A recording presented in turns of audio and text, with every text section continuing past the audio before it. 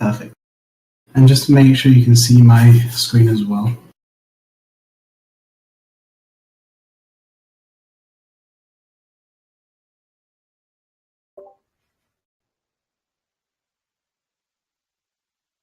Perfect. Right. Oh, do we have somebody join us? Somebody leave. You can't see or hear. Can everybody else see and hear?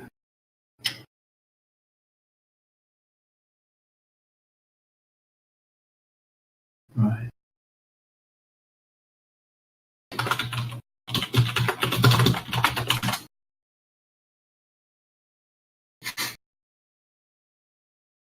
Yep, you can maximize me by clicking this button here.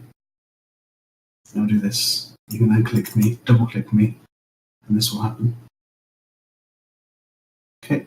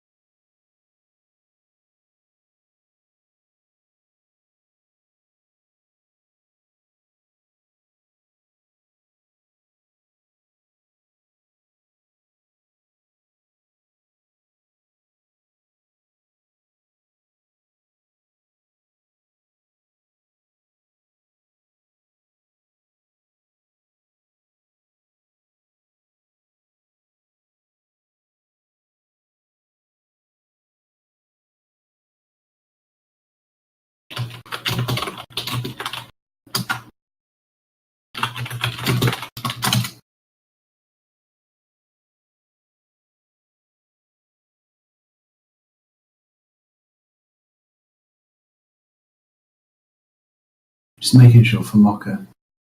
Can you hear me now, Mocha?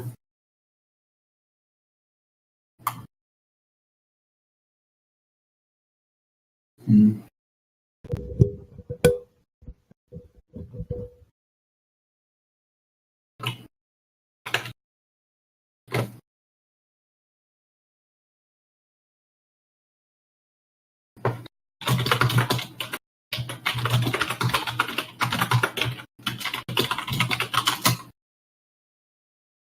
Alright, I'm going to reduce the frame rate just to make it easier for her.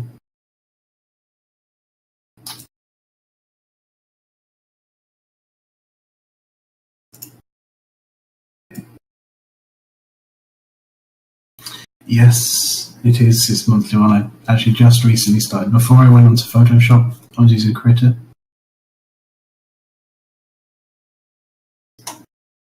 Is it working now for you, Mocha? Excellent. Perfect.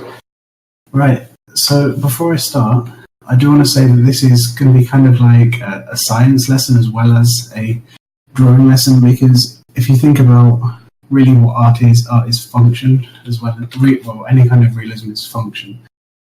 And art is about representing that reality, right? Now, I'm not much of a draftsman, but I do understand a lot of the concepts behind what's going on. So really I wanted to talk about in this session is value, and specifically what we call the light environment. So, and the light environment is basically how much light is going around the environment, how much light is being bounced off of everything, being diffused off of the sky, for example. So the sunlight actually will go through clouds and you have a bit of light coming from everywhere. It's not just the light source, okay?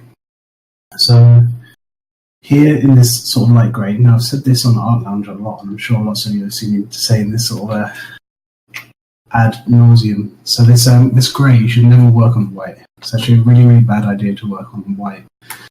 Can anybody tell me why that is? See if we can get any sort of audience contribution on there. Why is it really bad to work on white?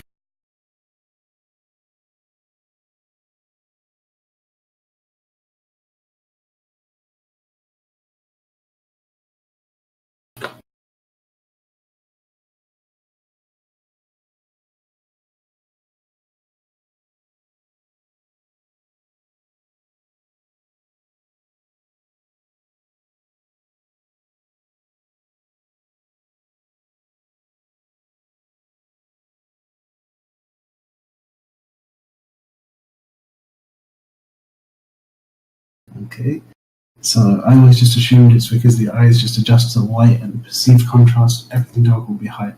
So well, that is one of the reasons it's bad to work on white, but it's actually not the main reason I'm looking for here. So it can throw off values, yeah, but I'm looking for something quite specific. All right, what the answer I'm looking for, just to see if Danny gets it.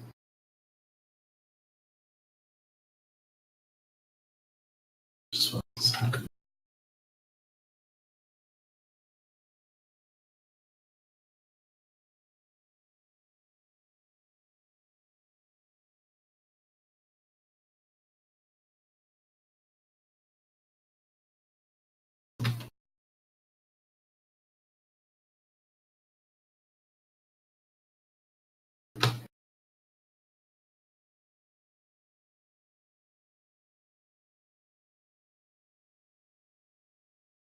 Sorry.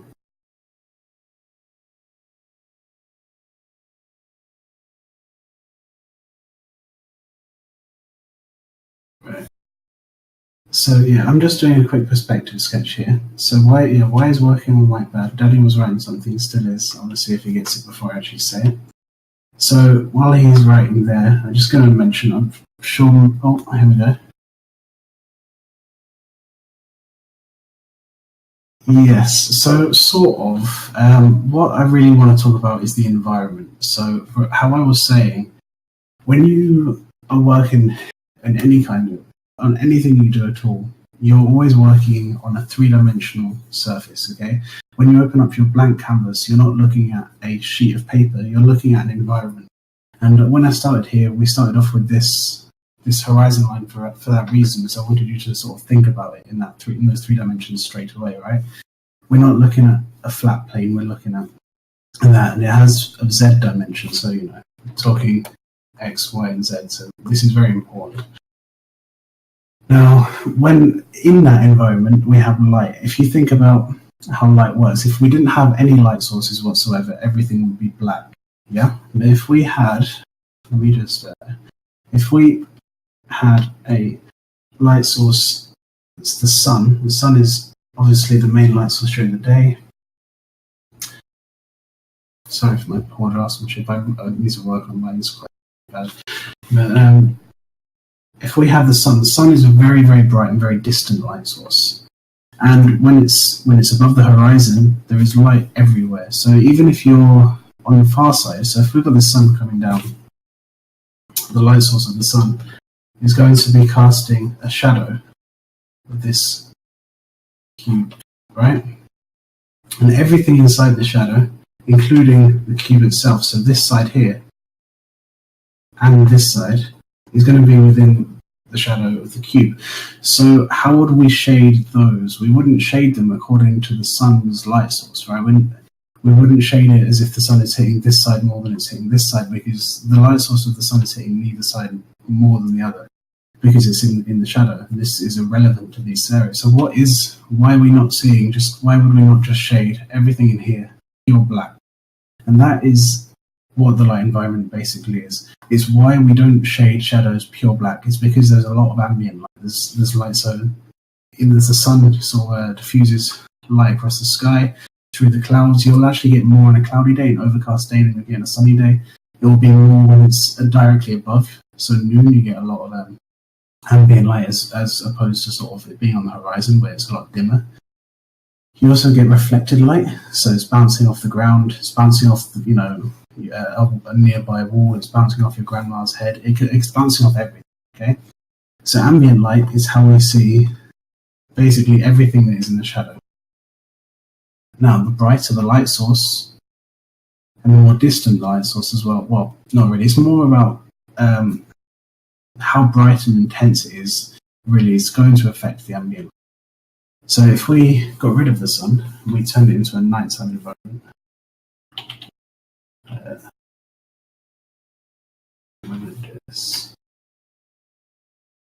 so there is no longer the sun, and let's say we just put a little torch next to it. So we had a flame just here. In this device, so this is sort of shining. It is going to see this face. It's not going to see this face here. It won't see this one. It won't see this one. It's just going to see this one and the one behind it. Okay? On those ones, we're going to see the light effect in there, but there is going to be no ambient light at night. If this is the only light source, there's going to be no light touching these planes. And so these are actually just going to be completely both. So that's just something I wanted you to consider before we started, is that, yes, so black is a difficult one to use. Typically try to avoid it as much as you can.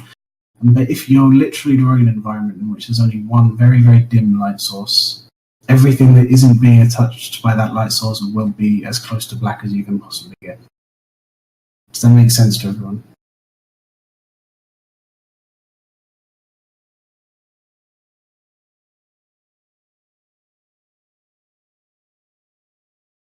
So crevices. Crevices are something I wanted to touch on as well. So crevices are where we see what's called ambient occlusion, or AO. And I'll talk about it now. Get rid of this. So let's go back to a daylight example, okay? In fact, what I'm going to do is imagine that the sun is, let's say, sort of close to us. So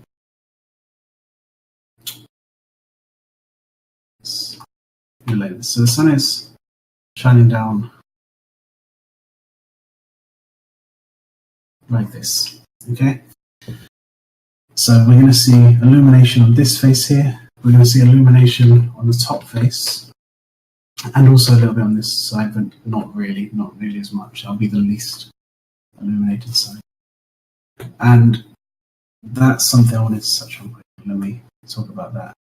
This is probably the most important thing about value that you should need to know, is that how perpendicular something is to a light source determines the value relative to that light source. Of course, if I'm talking about the ambient light in the shadows before, it doesn't count.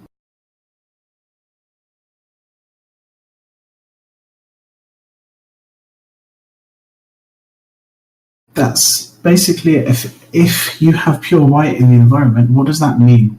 So now we're talking about that environment. If you say that the ground, this three-dimensional plane, and the sky is pure white, what does it mean from a scientific perspective? Like, what is that telling us?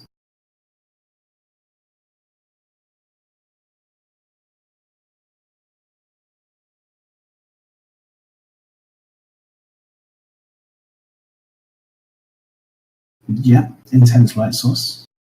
Sounds yeah.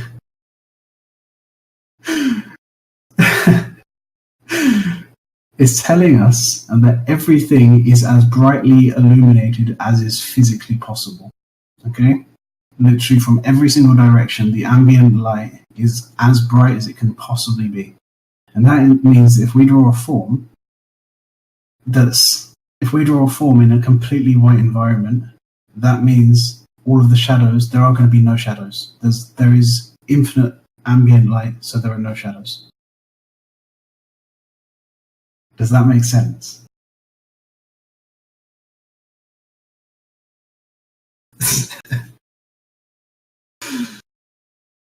A shadow is absolutely, well, it can be cast in an intense setting. So if there isn't really much, if there's a close light source that's dim, we call that sort of like an intense high contrast situation, right? So with the torch, for example, we would say that the closest planes to the torch would actually be quite light, but everything on the other side would be black, and that's where you get the biggest shadows. Now, in pure white and pure black, there is no form. Absolutely, that's exactly what I'm getting towards. If you have an environment that is completely black, and that means there is absolutely no light whatsoever. There's no light source. If there's any light source, there is some ambient light. Very, very little, but none whatsoever. Pretty much none, right? If you have a white environment, it means that everything is absolutely, completely saturated. And if everything is saturated with light, there's no shadows. And if there's no shadows, we can't see form. All we see is the local value. So we would see like the red of the cheeks being slightly darker value to maybe the rest of the skin. There's no shadow. There's no real form there.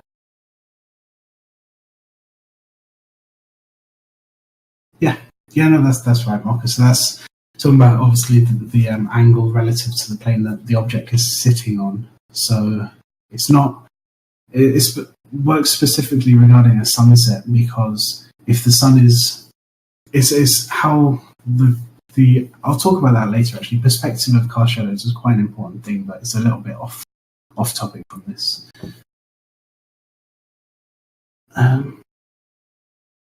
Yeah. Yeah. Okay. So that's good. Yeah, that's fine. Right. Now to talk about, well, yeah. So to talk about what we were, what I was discussing before, the way light works with a form that is perpendicular, a plane that is perpendicular. All forms, like a cube or a sphere or an organic form, anything that is a form, is kind of broken up into their shapes and planes. We say that don't worry about the volume of the object when it comes to how you're thinking about light. Think about the planes, so the surface of the object, right? If you're rendering an arm, you don't really need to worry about the three-dimensional form of the arm. You do when you're drawing it and understanding it, but really what's important is understanding the surface of that, right? A texture can affect reflectivity, so it does affect value. But sort of let's think about this from a sort of a solid, not worrying too much about texture.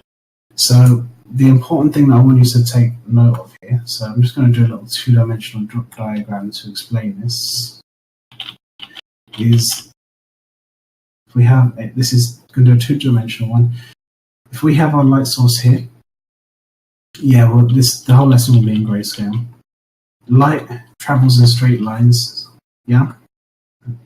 So, I mean, that's not perfectly scientifically true, but as an artist, just think of it as traveling in straight lines.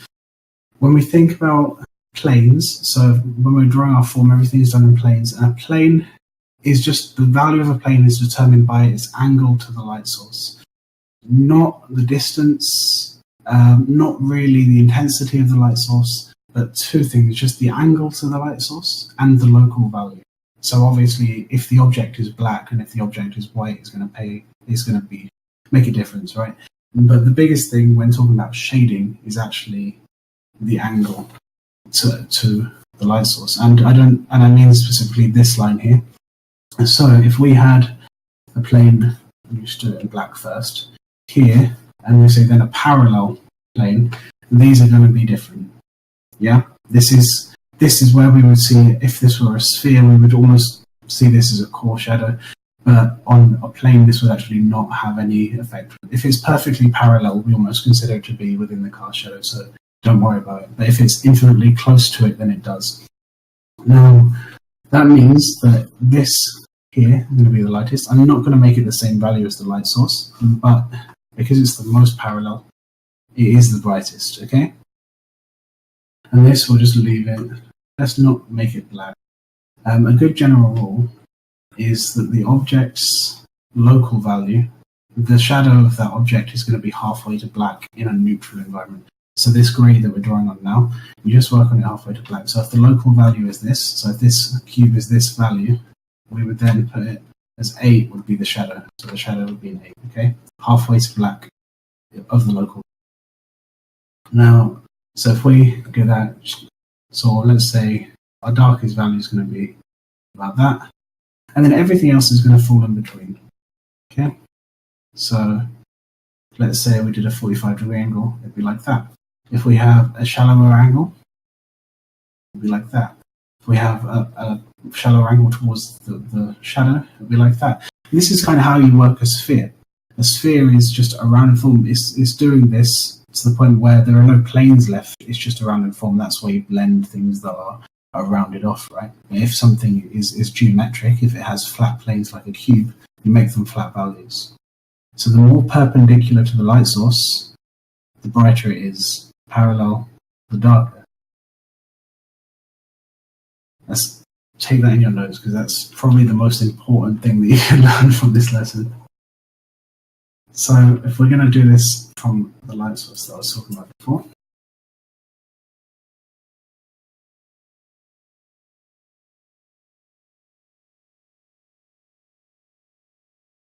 Alright? So, the more perpendicular the plane is to the light source, the brighter it is. And the opposite is also true. The more parallel it is to the light source, the darker it is. It's important that we go to parallel here. If I just quickly redraw that. If I were to draw, okay, light source again. Okay, plane 1, 2, and I want to just think about this. If we have planes 3 and 4 there, all right, so that this is blocked. Is this one here, is 3 going to be brighter than 4?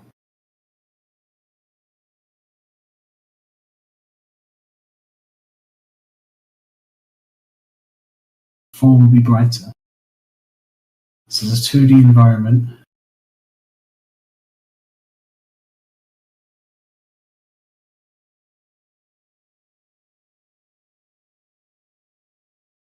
Okay. So remember how I was saying with the cube? So yeah, the question is, of these two planes that are on the other side, so within the cast shadow of the object, this is a two-dimensional representation, so don't worry about bounce light. Is 3 or 4 going to be, which one is going to be lighter?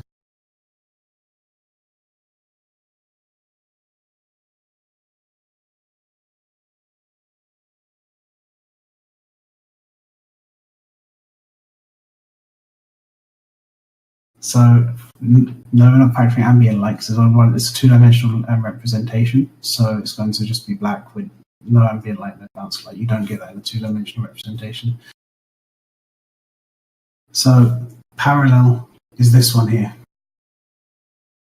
This is parallel. The same here. Well, technically this is the parallel part here. But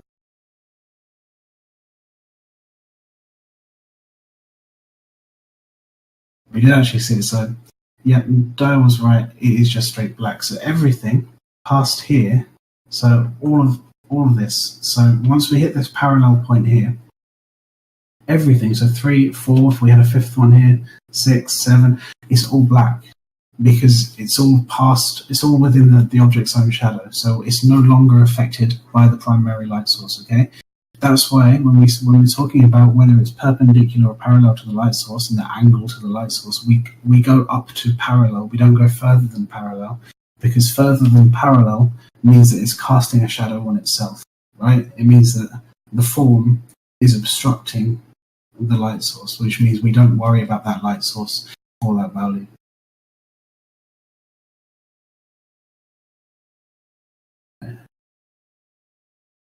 So parallel, if we've got this, as I said, light travels.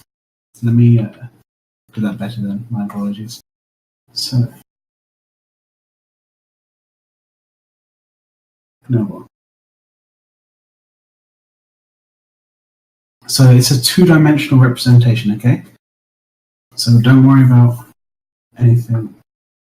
All right. So if we have a light source here, so let's say it's a torch or a sun. It doesn't really matter what the light source is, okay?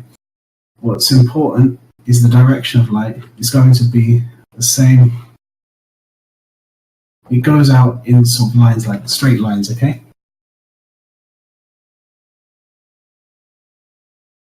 That's how light works.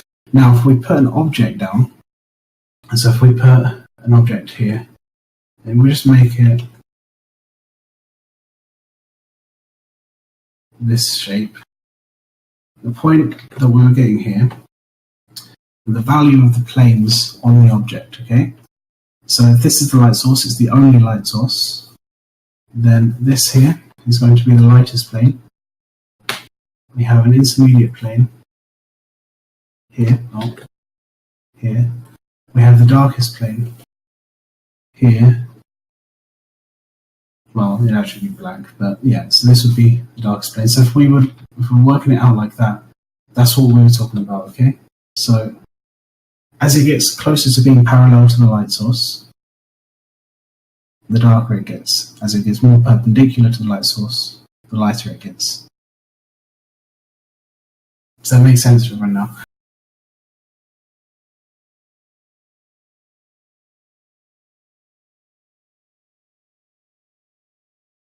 Yeah, so we're just looking from above.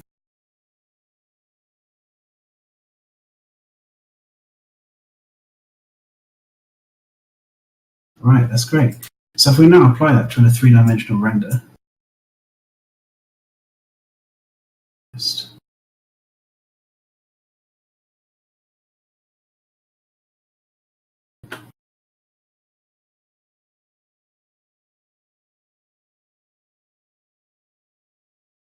it does, yeah. My apologies, but it's alright. I'm just doing it quickly. It's more about the idea. It's more about the idea than it is about. It's more about the science behind what's going on. I was thinking about preparing something, but I wanted you to see how I might draw it as well.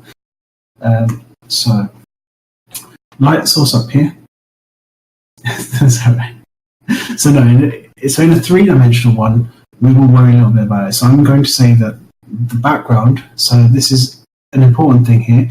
The background, the value of the background represents the ambient light. Okay, so we talked about that before, about how white means that the environment is purely saturated with light, and dark, if it were black, it means there's no light whatsoever.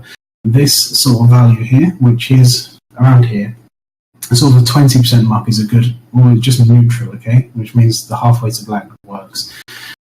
Now, we've got the light source is being indicated here as being the sun. The neutral one usually will mean it is the sun, sort of a daytime drawing. Sun's come down this way, so we would think about which plane is going to be the most perpendicular.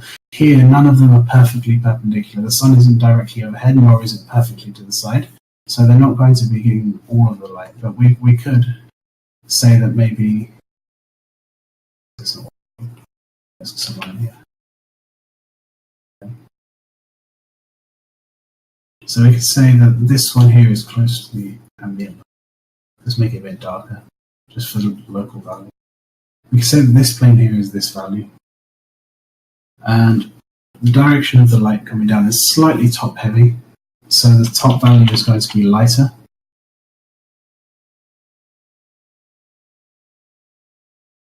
And then this one here is going to be the darkest. So we can do this as halfway to black. Okay? Actually, that's a little bit too dark.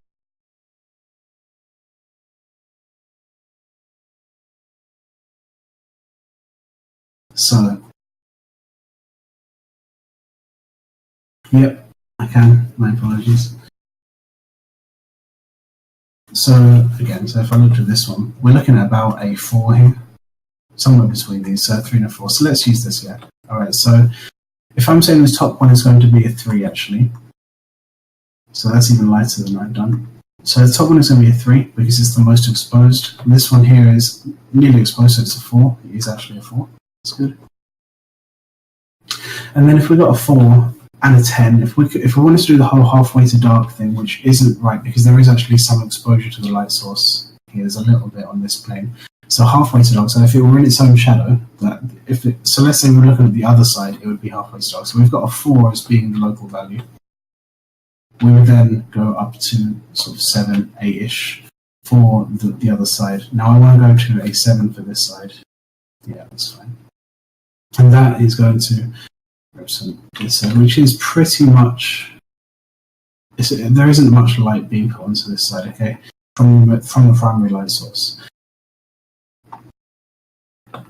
So that's how we would value that in.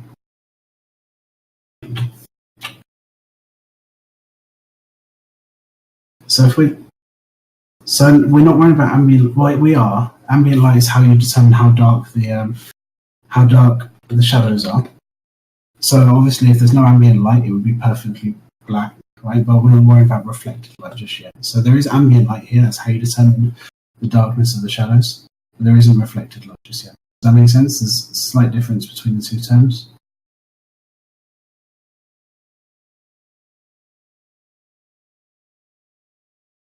Right. So you can determine, if you're using a reference, you can just gauge it on 1 to 10. If you're not, though, it's literally just between how dark it is between 1 and 10, how dark it is between white, complete white and black. And as I said, really there's a lot of eyeballing that goes on, but in a neutral environment, the shadow is halfway to black from the local value. So the local value is just the value that that object is in its most native state. If there is the same amount of light being shone on this object from every direction, then that's the value it would have, right? It's going to be fully illuminated. So if we had a black ball and a grey ball and a white ball, the native value or the local value is going to be that black, grey, or white. If it's white, so if our ball were white, the shadow of the ball is going to be a 5 or a 6. Okay, it's going to be in between this because it's halfway to black. If we had a grey ball, so a ball is 5, then the shadow is going to be a 7 or 8. If we have a ball that is local value of 8, then the shadow is going to be a 9. So it's also that tells us also then that the darker the local value is, the less contrast there is as well. And this isn't a neutral environment. As I said, if we have the situation where there's like a little torch there and everything else is dark and there's very little ambient light, then it's a totally different situation. You could have the local value being 5 and then the shadows are just 10 because there's no ambient. Okay, so you do need to think about that as well. And that's where the eyeballing comes in. You literally just have to think about it and try to apply that. There isn't a rule, unfortunately. It's just something you have to think about.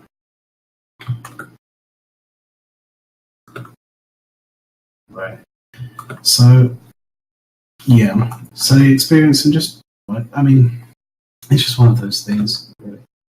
Let me just get this in. Now, I wanted to briefly touch on this. Yeah.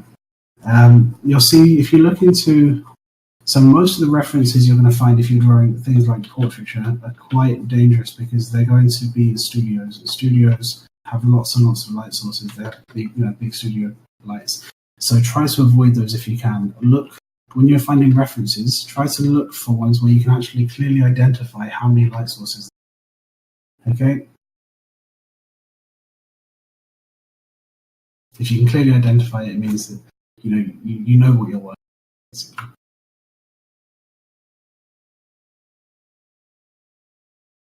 So it doesn't matter if it's controlled or natural. You just want to be able to identify where the light is coming from and how bright it is, and then you want to be able to see a background on there as well to get some kind of idea for the ambient light. And again, that's, as I said, if it's a perfectly white background, it really throws everything off. So.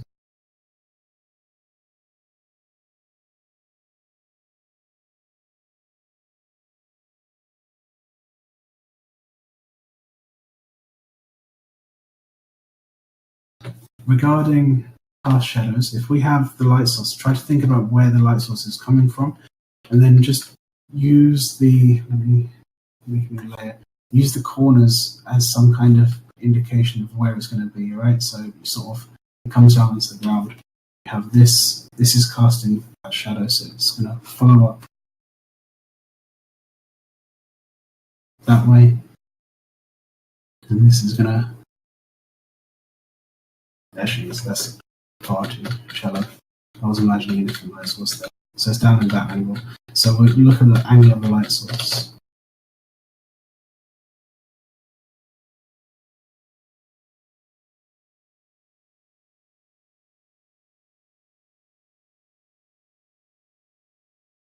And this is in perspective as well. So you can kind of do it like this. And on the far side of the R3 down there.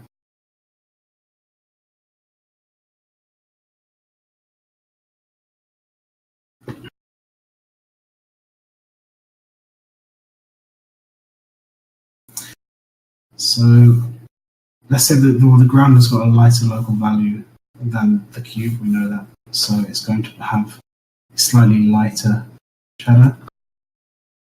So what I'm going to do is just colour pick there, which is about 7. Yeah, I eyeballed that. I'm just going to drop it down by 1. That's it. And then that will give me the right value of cast shadow that I'm looking for. I know that it's lighter than the object's own shadow because I know that the object has a darker local value, and I know that because of this face here. This face here is close to the local value of the object, right?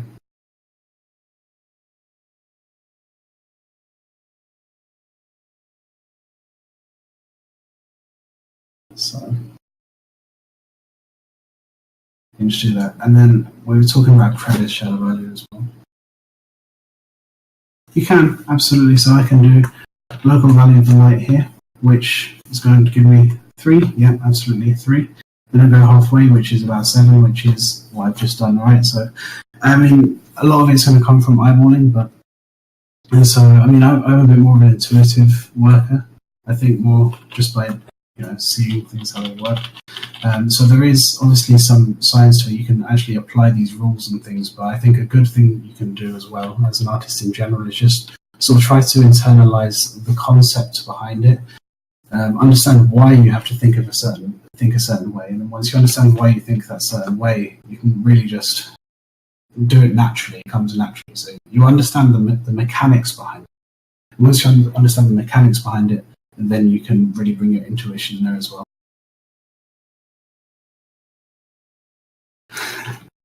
No worries. See you, Trump. Right, Trump did actually talk about something earlier that I wanted to touch on, though. So, Shrub talked about, I think it was Shrub anyway, talked about, it was crevice shadows. So, does anybody know what crevice shadow is? They're not something that you'll find much on, because most lights don't talk, unfortunately. So, crevice shadow is what I talked about a little bit earlier when I said ambient occlusion. Ambient occlusion, judging by the word, we've talked about this ambient light throughout the whole lesson, right? Ambient occlusion is the occlusion or the removal, or it's just somewhere where that ambient light can't reach. So a dark line crack, that's part of it, yeah. That's how we would represent it in this shape, for example, yeah.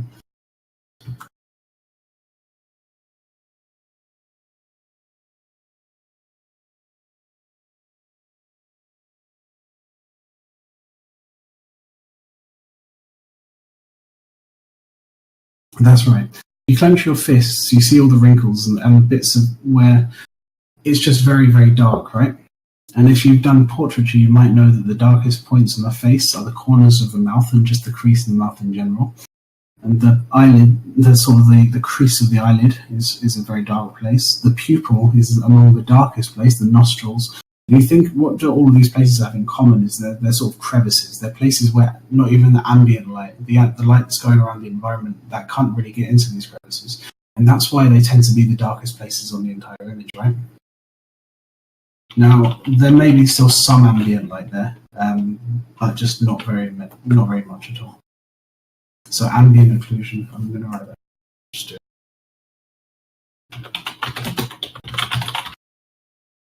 Okay.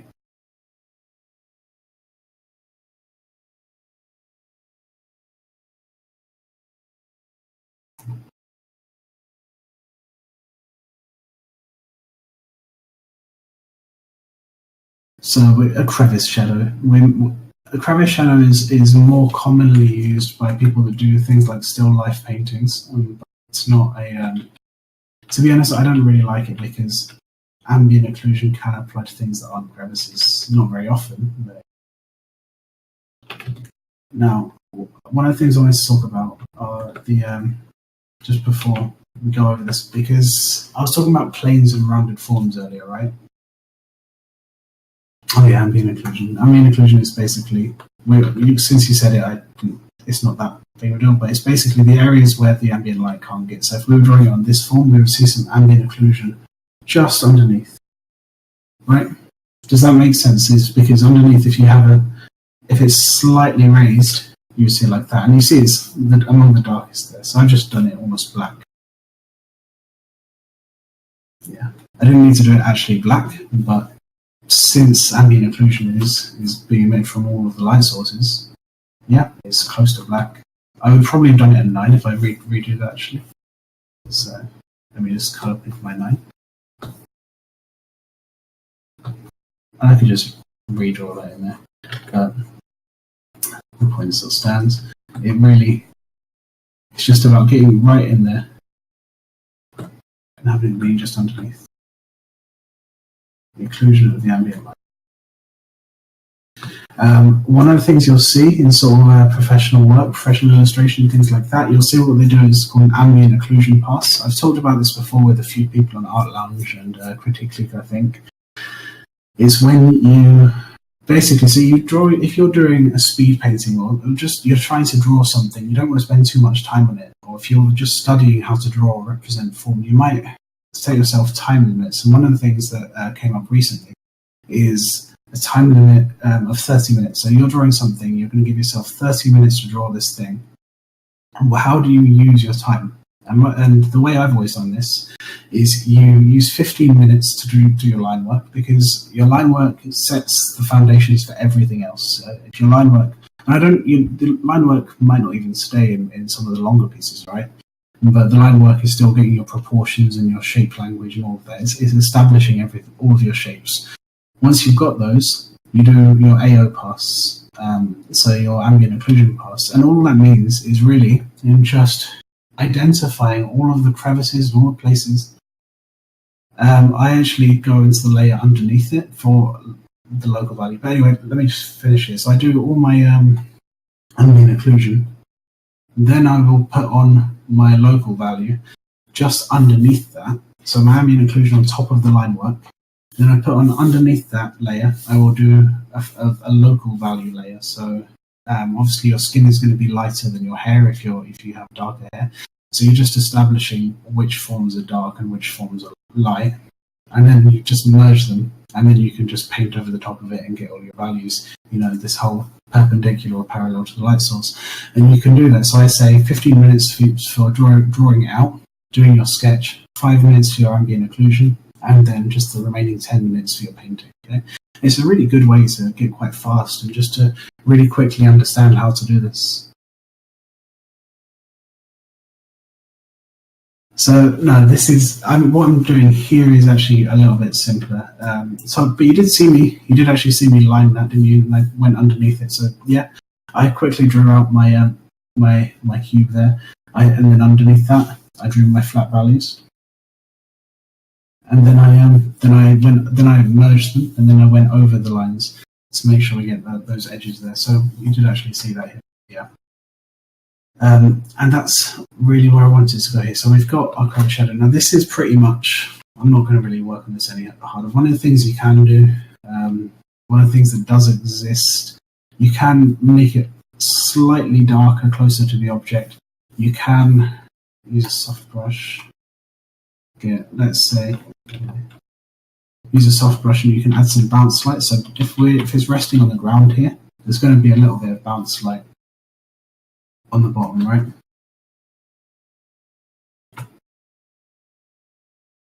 So that the light just bouncing off the ground, it's going to illuminate around the bottom of the cube a little bit. You don't get much of a gradient, and I really want you to be very careful with gradients on planes. Generally speaking, if you have a plane, you don't apply a gradient.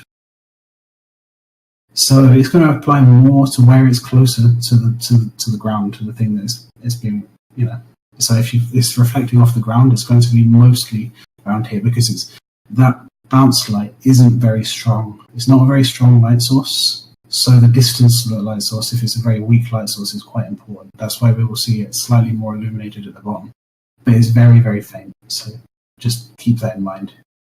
How do you know what value bounce light is? It's one of those things you just eyeball, to be honest. I usually just get a soft brush, use very low pressure density.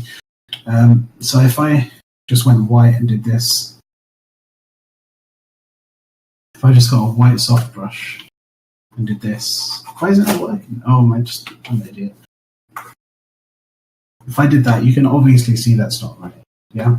So it's just a case of just pick something like, if I lower the opacity a lot, it would start to look right. One of the things I always do when I'm studying is I'll overdo it, and then say I'll erase all the areas where it's not relevant. So let's say I've done it like this. And then I might just play with the opacity of the layer. So if I can then just decide what's going to look like too much. So obviously there is too much. Okay, you could say that if it's sitting on a very, very reflective surface, if it was sitting on a mirror, and we could actually then mirror the object, and we can draw the object down, to show that it's reflective, we draw the reflection of the object on the surface itself, this would actually look okay, because we would know that the surface that it's sitting on is very, very reflective, which means the light bouncing off of it is going to be stronger, which means it's going to affect the value of the object more. Yeah? But if it's sitting on an object that isn't reflective at all, then there's going to be almost none. Exactly. Okay, so you can really just eyeball it. I'm going to leave it about there, because I really don't want to have too much. I'm not telling my audience now that the ground is that reflective, nor am I saying that the box is that reflective. This is supposed to be stone, really. So just leave it about that.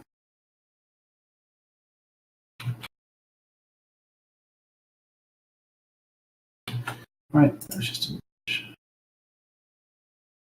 okay. Yep.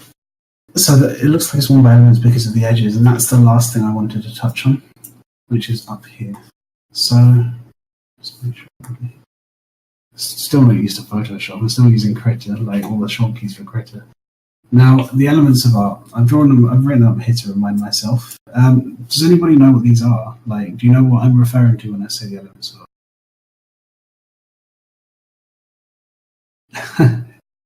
Just up in the top right, there's this thing that says elements: 1 shape, 2 edge, 3 value, and 4 color. Do you know why I brought those up? They're actually something that is, is a thing that you'll find in art, art schools, and they'll teach you this because it is very, very important. No, not the audition doing or the elements of design. Okay, it's actually, if you were to close, right, if you look around your room right now, you have depth perception, yeah? Depth perception is coming because you have 2 eyes, and they are, they're converging the image in your head so that you can see 2 things, yeah? And then you know how far something weighs. If you close one eye, then you lose your depth perception, but not entirely. Yeah, so Marky, it's exactly what I'm talking about. If you have one eye that can't see and one eye that can, you have no depth perception, right? Yeah. So how do we know that it's a 3-dimensional object? How can we determine whether something is 2-dimensional or 3-dimensional simply by the values? Well, that is how it's literally just the things that I just said there: shape, edge, value, and color. So that is how we identify everything. And specifically for depth, we're looking at edge and value. But how we identify everything that we see, we identify by those 4 things. Okay, so that is how we see, just broken into 4 things. The very foundations of everything that we look at are those 4 things. So the point of all this factor to determine the shape. So the shape is important, but it's not the most important. The end result, no. So basically, just saying these 4 things make everything that we see. Okay, shape is obviously just the shape of something. If I gave you a silhouette of a dog, you're going to know that it's a dog, even though it's a silhouette. Even though it's just pure black, you would know that it's a dog, because we have pattern recognition in our head, and that's something that you need to just understand as an artist. You just draw a shape. So I think that's not really something that you're going to struggle with, because everybody knows this. This is, naturally we draw shapes. We get that. The other things, the things we don't understand as well. I don't really want to touch on color here because it's another subject entirely. But edge and value. Now, we've talked about value, how planes interact with light sources, how more perpendicular means brighter. We've talked about that. But there's one here that I haven't talked about yet: an edge. So what is an edge? Anybody?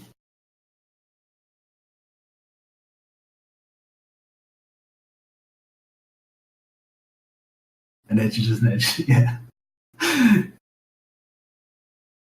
Point where the flame differs.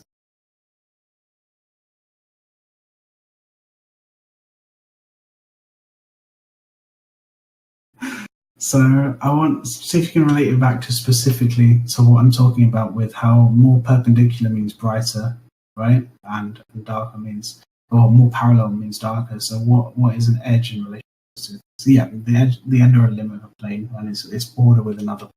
Okay, so not cuts off. It's how it's the border between 2 planes of a form. So on this cube that we have here, we have a plane. That's fine. We have a plane here, we have a plane here, we have a plane here, we have a plane here. There's the ground. We have planes behind it, here and here, and underneath as well, of course. So those are the planes of the object, right? But how do we know that this is a sharp edge? How do we know that if you were to, well, it's like a step or like a box. How do we know it's a box and it's not a sphere? It's because this is a hard edge, right? There are 4 kinds of edges. Yeah, not blended. So if I were to change this, I would just get a soft brush or use a smudge tool or anything like that and do this. Right. This doesn't quite tell us just yet that this is a rounded edge because it does on the edge. It doesn't tell us that on the contour though, because this here is a point and this here is a point. So what we do is round that, round that, and all of a sudden we know that that edge there is soft. We know that that is a turn. We know that it's not a sharp edge, right? Because we've softened the edge. We can see that this is 2 planes that are rounding between them. Yeah. So edge is very important for how we interpret the world. And this is something that can be top plane the same value as the ground. It is, yeah, but you can still actually see that there is a top plane there, can't you? Even though it's the same value, exactly the same value, we still look at this and we still know, well, there's a plane there.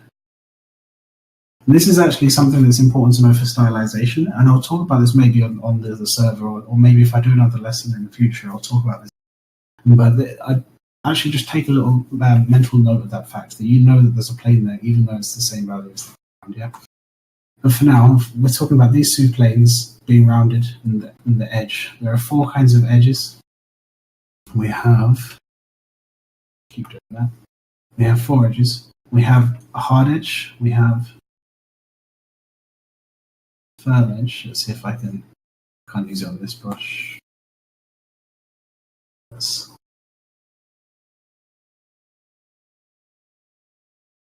One second. I don't know these brushes at all.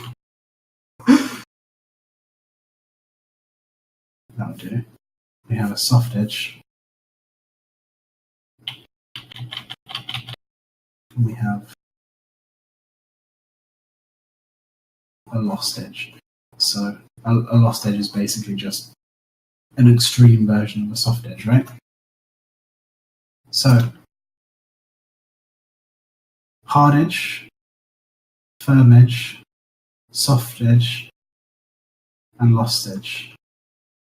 What these tell us is the relationship between the planes of an object. That's it. If you have a firm edge, it means that the planes are a little bit rounded, but not really. Or maybe they're a little bit weathered. So if you were to look at that, you see it's a little bit weathered, it's firm, it's not really very, very sharp, is it? So you can say, oh, there's a little bit of weathering on there, and that's why you thought it was stone. If you have a very hard edge, then you would know that it's a very sharp edge, right? If you have a soft edge, well, you know it's rounded. Like here, if we have a lost edge, well, then you know that there's basically almost no border between those 2 planes. They're completely merging into one another.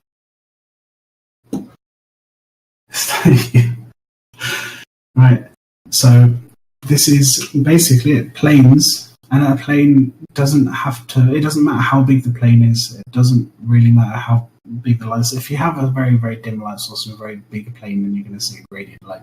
If you have a lit torch on a wall, you're going to see a gradient of that light being spread across that wall, right? So that's a plane that is actually going to have a gradient. The light source is smaller than the plane. But if we're talking about the sun in a neutral environment, a plane has a flat value, and we represent those planes by having those flat values and its relationship with the edges around it, and those shapes that we have as well.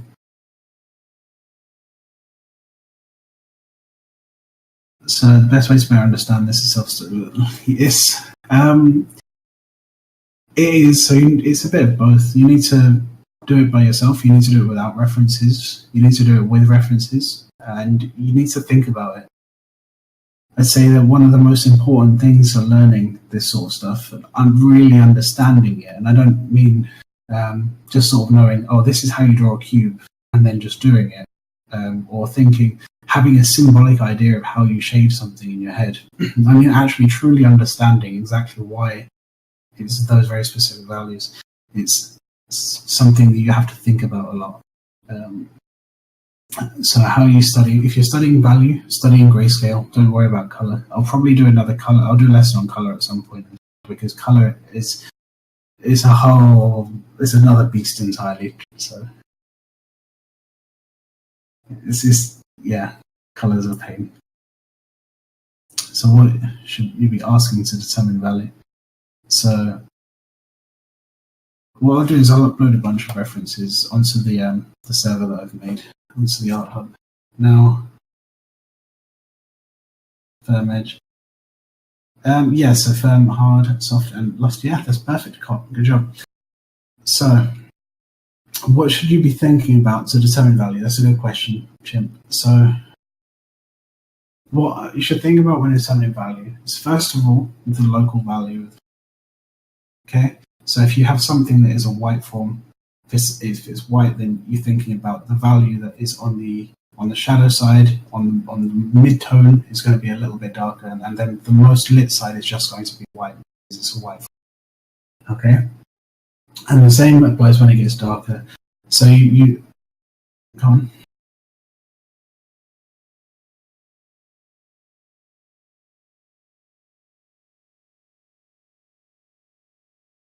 Oh, I'll answer that after this, just so I want to finish this one.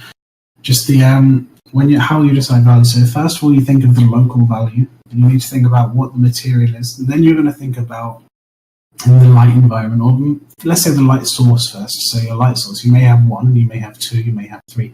Don't do more than three. Three's, two's company, three's a crowd. You don't want more. One can be a bit lonely. So yeah, I'd say two is a really nice one if you're thinking about light sources for an illustration or something. For studies, maybe just use one, maybe do studies of as many as you can. But you're thinking about the light source, how bright it is, and if it's very, very bright and you're in this environment, then the brightness of that light source is also going to affect the ambient light. So if we say the sun, which is the most typical light source, the ambient light, there's a lot of ambient light, so you then think about the ambient light. So, all right, if the sun is on the horizon, it's going to be much dimmer, but there's still going to be quite a lot of ambient light compared to, let's say, something very small like a match. But you're still going to see quite a lot of darkness as well compared to the midday. So your areas where it's not completely illuminated, where it's close to parallel, yeah, lots of color. You tend to see color mostly in the midtones. So it's not on the most lit surface, and it's not the darkest part. It's on the parts in between. That's where you get most saturation. But as for the value, yeah, you just think about your light environment as well. So the light source and the ambient light. Okay. Try to remember the halfway to black rule. For local, that's local value to the value of the shadow, on a neutral environment. So when you're working on this kind of grey that I'm working on, okay. If it's darker, if it's a weaker light source, then it's going to be darker values. If it's a brighter light source, then it's going to be less contrast. So contrast being how dark the shadows are and how light the most illuminated sides are. The weaker the light source, the higher the contrast, because there's less ambient. Does that make sense? Yeah.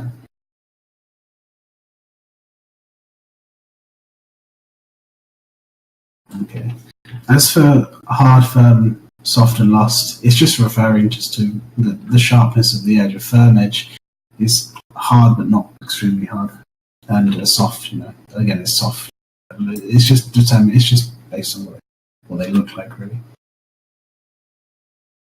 Color and dark. So what do you mean? I'll say. So we're talking about a local value, yeah. So if you want like a dark brown sphere, yeah. So if it's a light environment, so like the sun on a sunny day, it's the halfway to black hole. So if you have a sphere that is an 8, If you have a sphere that's at an 8, so it's a very dark sphere, the shadow is just going to be at a 9. That's it. Halfway to black. Okay. Less midtones on weaker light sources. That's not necessarily true. So it really depends on the light source. This is something you have to just work out by yourself. It's not something that's a rule. The midtones can be determined by how far away the light source is, exactly the nature of the light source, and also, how much of the planes of an object. So if you have an object like this cube here, and let's say there's basically it depends. If the light source is perfectly along this edge here, then this and this are going to be illuminated equally, and there are going to be no midtones because you've just got shadow and then two very light ones. Okay, so not necessarily. Basically, it depends on the situation. Eyeball it.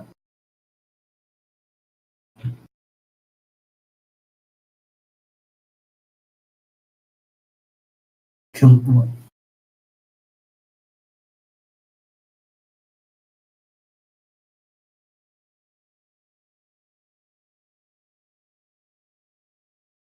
Right. Yeah, exactly.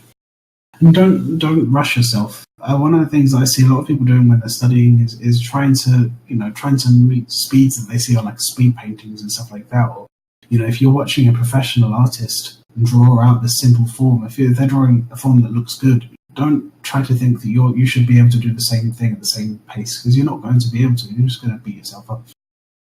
So just take your time to really understand it. Now, that's really everything I wanted to go over. It's basically edge and value in the light environment. Before we end, are there any questions? Any more questions? Ideally, nothing that's going to take a long time. No worries.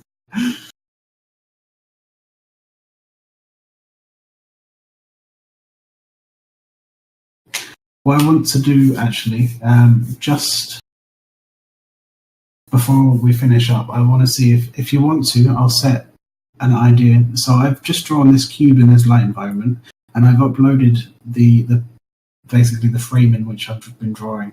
I've uploaded it into the server. If you want to try and test yourself to see if you've understood everything I've said, try to draw a cube, but also something I haven't drawn. Try and draw a sphere in the same environment. Okay, you can choose whatever sort of wherever the sun is, you can decide. Wherever the light source is, that's fine. You can decide, and you can send it into the server. So I'll see it there.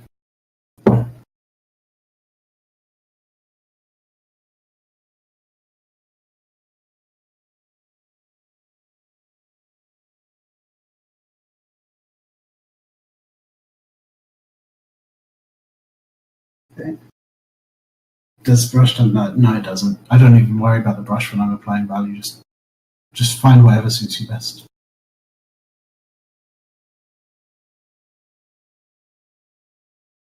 Right.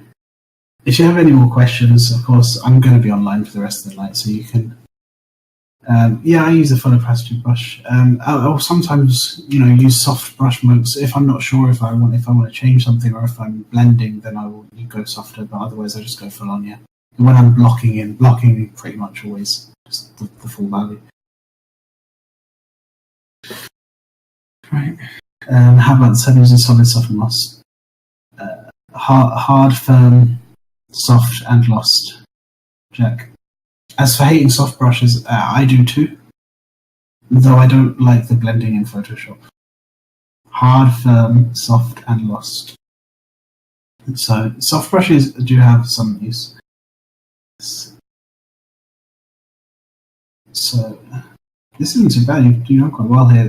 Keeping the lines straight would really make it better. One of the things you've got here, there's a problem. Remember how I said we determine the value of the shadow by so we've got a darker local value here on this side than we do on the ground. So this shadow is darker than this shadow.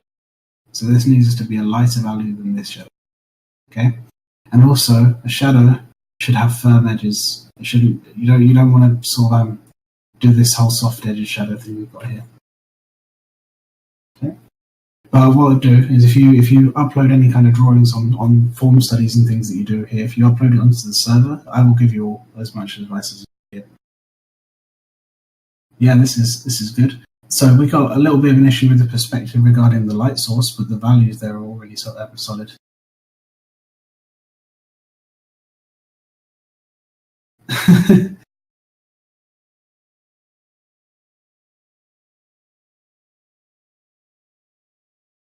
Yeah, exactly. So we got this side is light and this side, but then white and this side dark, so that the shadow should be going this way. If you've got this light here, this should be lighter than this. So if this is the light source you're using, these two would both be in the car shadow of the object, which means they're the same value, yeah? So this is telling me that the light is over here somewhere on the right, not here. But this is, so yeah, you just got an issue there. All right. So I will probably do more of these in the future. So this one today was really because I'm considering in the future, sort of as I'm getting better as well. I'm still an advanced student myself. I'm still learning. I'm not a professional. I'm developing my own skills as well. But as I get better, I also really enjoy teaching. So I wanted to see how this all works out. And I'm probably going to do this a few more times in the future. So if you do want to listen to, what I have, what the knowledge that I do have, I'll put pings in and server notifications and stuff like that. Let everyone know. Right.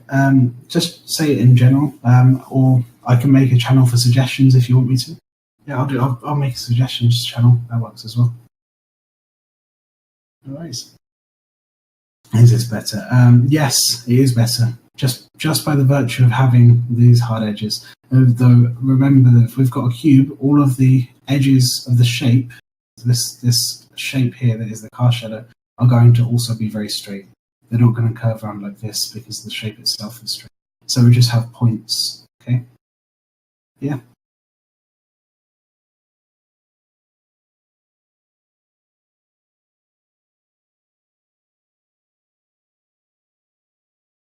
All right, guys. I'm going to drop the call. Just chuck all your little drawings into the server, and I'll give you text crits on everything. Okay. All right. Thanks, Colin.